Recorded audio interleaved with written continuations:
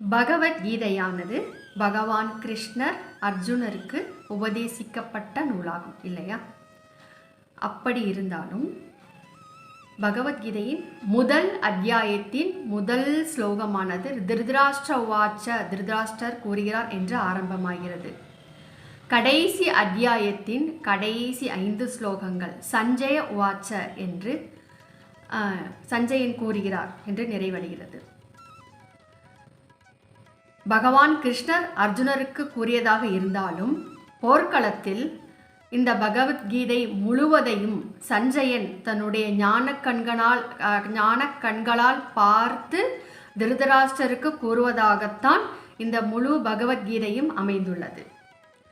கீதை பற்றிய இது போன்ற சுவாரஸ்யமான தகவல்களை நீங்கள் தெரிந்து கொள்வதற்கும் பகவத்கீதை முழுவதும் 18 அத்தியாயங்களும் எளிய தமிழ் நடையில் பாமர மக்களும் புரிந்து கொள்ளும் வண்ணமாக கதையாக கேட்க விரும்பினாலும், கீதைக்கு நீங்கள் தொண்டு செய்ய விரும்பினாலும் இந்த கீதையின் ஒரு துளி என்கின்ற இந்த யூடியூப் சேனலை ஷேர் பண்ணுங்க, சப்ஸ்கிரைப் பண்ணுங்க, லைக் பண்ணுங்க.